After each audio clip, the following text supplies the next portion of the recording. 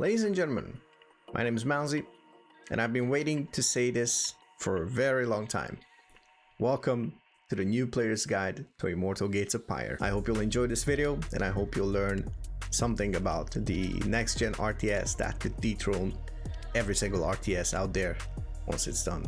But for now, we're focusing on the 20th to 27th RTS Fest Steam playtest of Immortal Gates of Pyre, which features 4 maps, a 2v2 map, 2 co-op maps, a tutorial, and everything that the previous playtest featured. And it's going to be amazing, and I hope you'll go and embark on this journey together with me, and I hope I can actually help you get started on this very cool game. So yeah, let's get right into it. Before we jump into the tutorial, we might as well just speedrun you through this little learn tab, which is basically your codex and your helping tool to figure out what's what in Immortal. Now, I'm not going to bore you too much with the first 4 tabs. You can go through them. It is very simple to understand, and I 100% recommend you. One thing I'm going to note here, it is going to be that the command card is really simple. You have 2 stacked on top of each other. You have your basic and you have your advanced tab, and while you have for example, let's say the build, you have these 3, and then you just hold space and then you can build these buildings on the right side. Pretty simple to actually grasp and pretty simple to get used to it. Trust me, I was afraid of it, and I was more than satisfied with the result when I actually tried it. Now, the more important thing is we have 2 factions for now and 2 immortals per faction. These are going to change.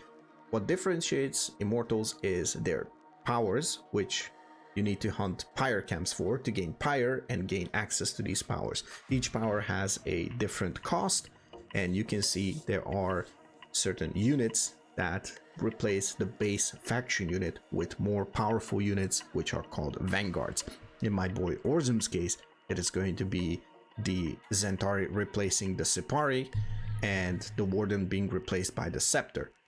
Now, if you hover over here on the right side, you can see a little video of everything that is about these units. You will see a short description, what the requirements are, and you can also see it highlighted. For example, the Zentari is the basic unit. You only need a Legion Hall.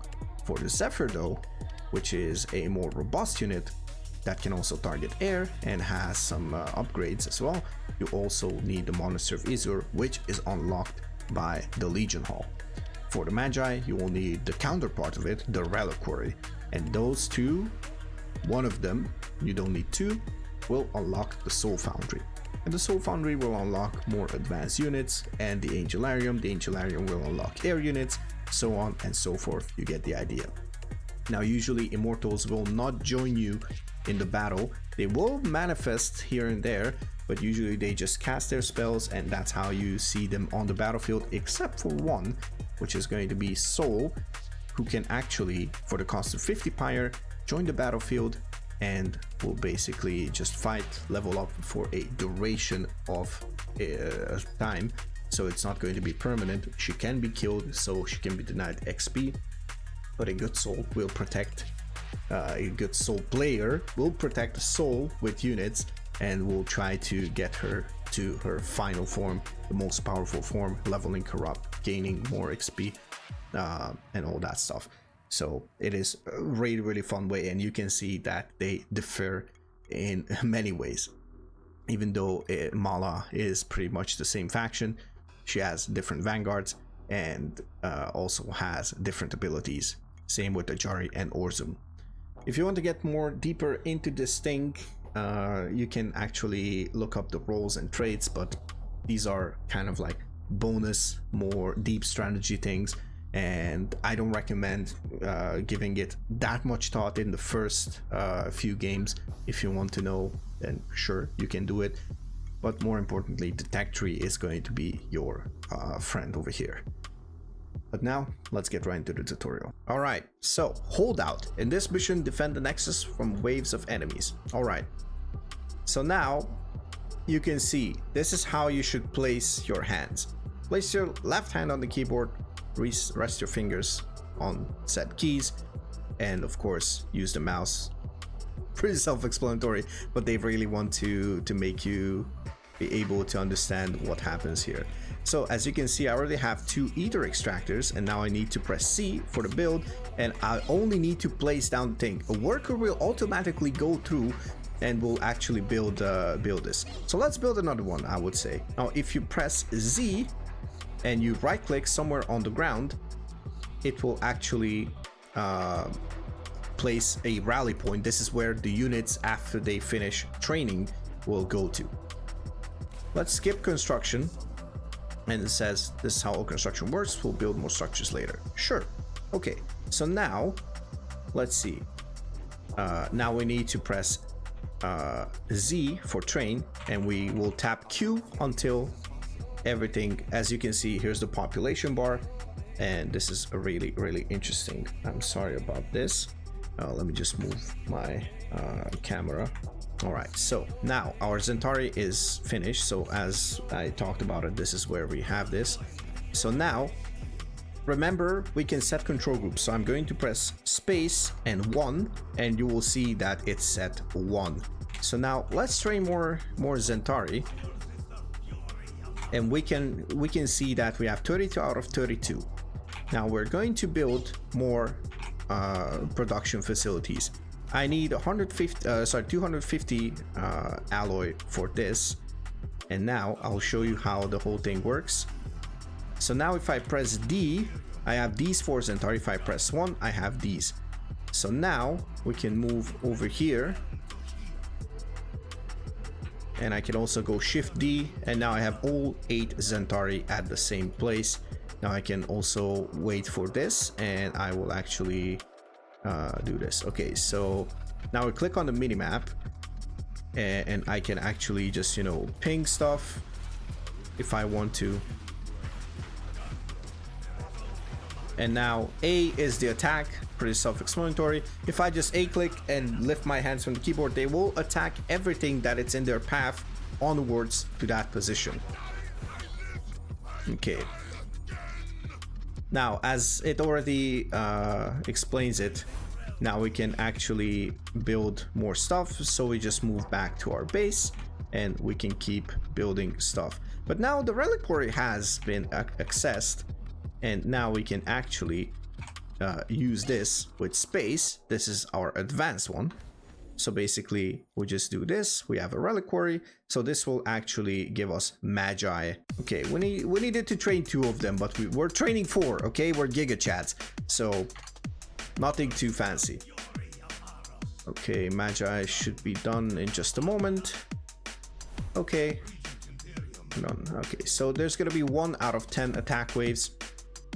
Okay, it says press D to select arm units, aim the cursor, and of course we're going to attack. So this is the Pyre camp, and you'll see how it works. We're going to defeat this little Pyre camp. This is pretty easy with this size of the army. In the meantime, we can see there is also a tech thing over here, a tech tab. And this means we have Faith Cast Blades available to research. This means Zentari get more attack range when in Hallowed Ground. What is Hallowed Ground? For this this faction, this is the blue thing.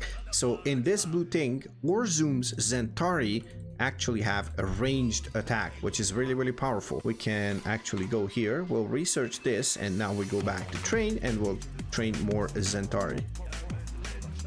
We need more production shrines.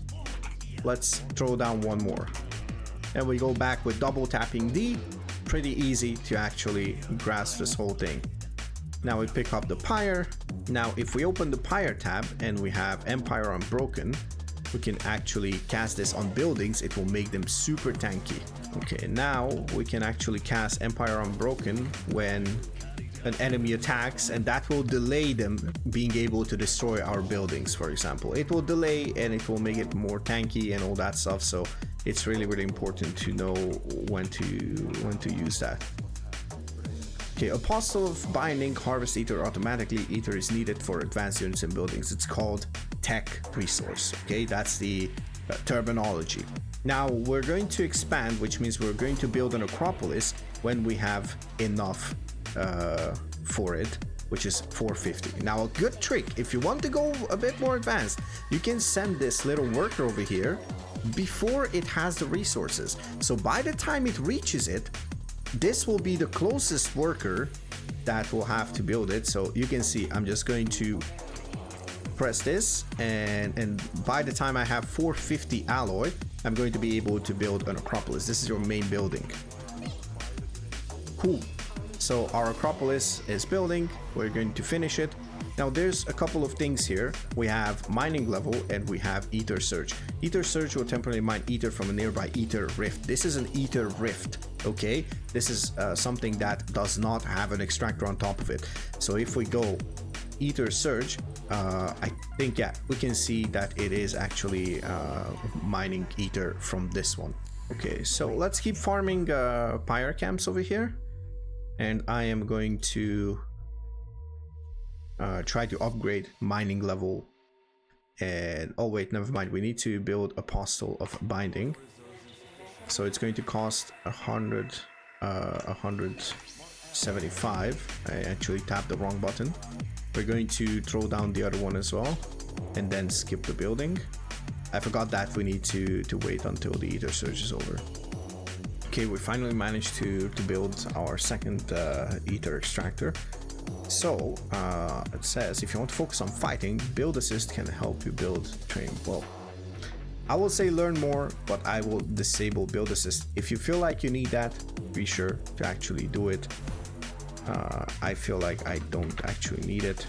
We're going to build a monastery of Izor to have access to Zephyrs, but basically the tutorial is pretty much over, I would say. So we're mining off of 2 bases, and we have all the tools to actually survive waves, in my opinion. So you can see there's 1 minute until the next wave comes. Basically you just build up stuff, and that's pretty much it. You complete the tutorial. I don't think we need to actually go through all of this. You already see how this works. So the last wave is going to be, apparently it should be the biggest one.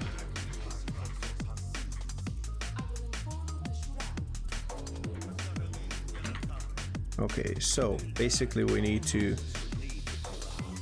just need to defend. So the easy way is to just split what we have, Empire Unbroken, and we drop a pillar, and we are going to also drop a pillar here since we have enough alloy. Sorry, not alloy, Pyre. So now we are going to move down here, and that is it. Tutorial complete. And it says, you know, you know what you need to play PvE missions and compete against other players in deathmatch. That's pretty much what you need to do. Even if it's a different player, all you need to do is just build up your infrastructure, build up your bases, and try to survive and basically destroy your opponent in the meantime.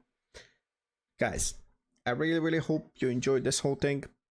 I really hope you will have some fun with Immortal Gates of Pyre. If you have any questions, don't hesitate to leave a comment. Don't hesitate to actually hop into the Discord server. I have a Twitch stream as well.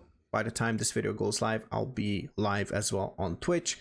So be sure to actually check it out. And of course, come over to my Discord if you feel like it. We have a small but dedicated community. And as always, have a good one. Thank you for watching. Love you all. See you in the next one. Peace out.